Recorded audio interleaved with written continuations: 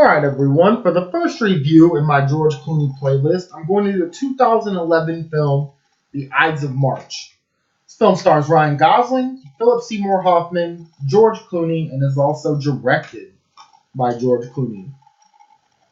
Start this review off by saying I was disappointed in this film.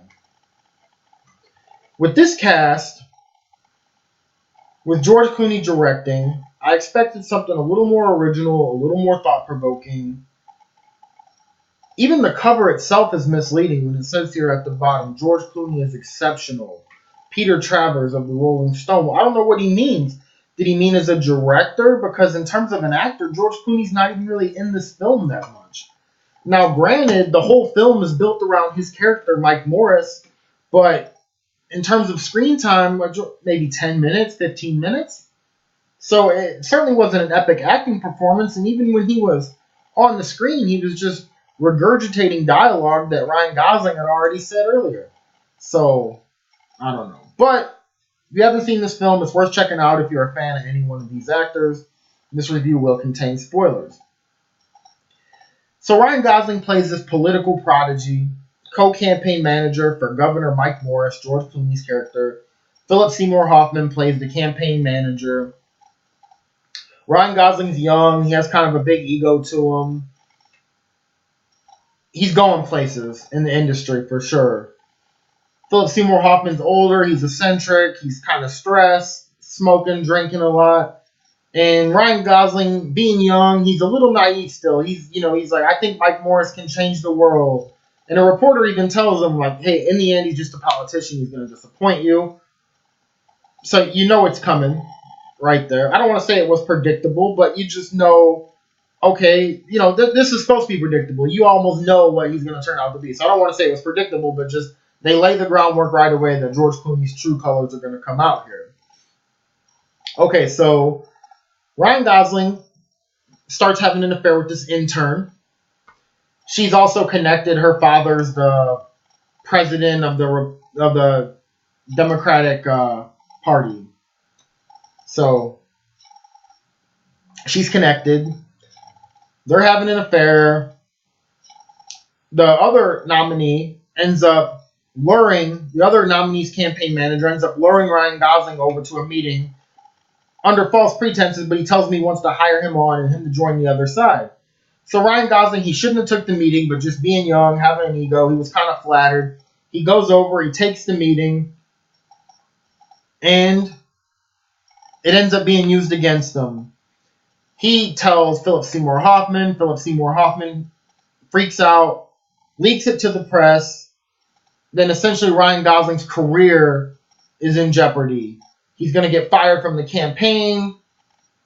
And George Clooney's character is on board with this. Then he goes over to the other nominee who wanted the interview with him. And then it turns out the other nominee played him like a fiddle. And he knew that by luring him to a meeting, once it got out, that he would end up getting fired, and he wanted him off the campaign because he was good. And even though it was going to ruin his career and possibly his life, the other guy's basically like, hey, this is politics. So while this is going on, Ryan Gosling finds out that the girl he was having an affair with also had an affair with George Clooney, and she's pregnant by George Clooney's character. So right away, he has the ultimate blackmail on George Clooney's character. And he wants to try to springboard this into him getting his position back and getting Phillip Seymour Hoffman fired. So he's just trying to go savage. And then you got, like I said, the intern who's screwing everybody in the film, basically. And it's just, again, it's predictable. You find out George Clooney's a bad guy. You find out this chick is screwing, everybody. Then she ends up killing herself after she gets an abortion, which Ryan Gosling set up to essentially initiate damage control for George Clooney's character, because obviously if this gets out, he's ruined politically. And the film, man, this review is short. I'm only at 4 minutes and 30 seconds, and I've pretty much already described most of the film. And it just goes to show you that there really wasn't much happening here. The pacing was slow. It's kind of boring. Maybe if you were really, really into politics, you could find it interesting. And I am, but I don't know. To me, it was just predictable and boring. I mean, you knew that something was going to happen with the intern. You knew that I thought actually she was going to get murdered, but she killed herself. Still, you knew she was going to die. I don't know. Just for me, it just didn't do it. One thing I will give George Clooney credit for as a director. I know he's a big Democrat, and he really could have flipped this to him being a Republican candidate, and really could have tried to label this as like the Republicans are evil or the other side is bad, one side is good. But he took an even approach to this film.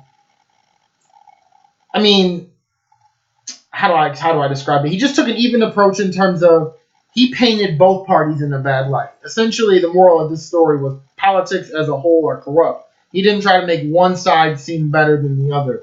I appreciate that. I respect that fact, and yeah, I thought that was a cool move by him to not try to turn it into a piece of propaganda, essentially.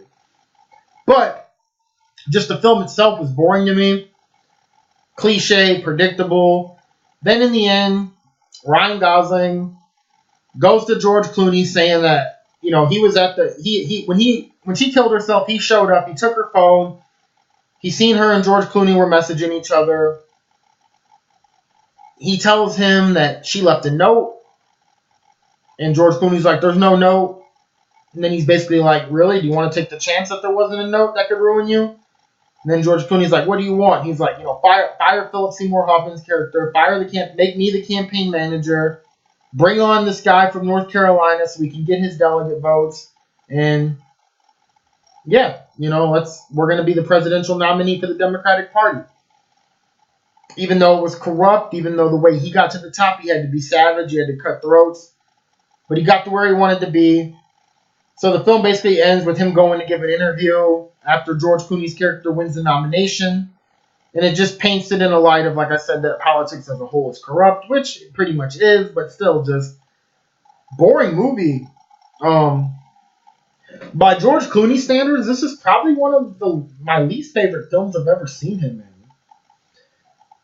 And as a director, I don't think I've even seen anything else that he's directed, but I don't know.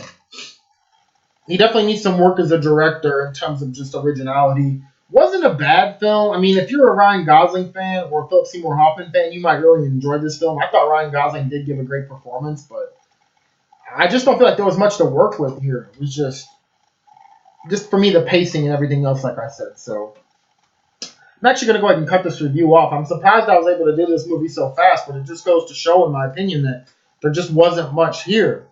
A lot of filler, just a lot of, I think it was like an hour and 45-minute long movie, and it's just not hard to sum up what happened. If I had to rate this film, I would go 2 stars out of 5. Just wasn't for me. I can see some people maybe liking this film more. This is probably low by most people's standards, but I don't know. I just expected more. I think just in terms of expectation, I'm giving this a 2 because with this cast, George Clooney directing, I would have expected better. And so, yeah, 2 stars out of 5. Maybe I'll watch it again down the road and appreciate it a little bit more, but for the first time watching it, not impressed at all. So that's my review for the Ides of March. Thanks for watching.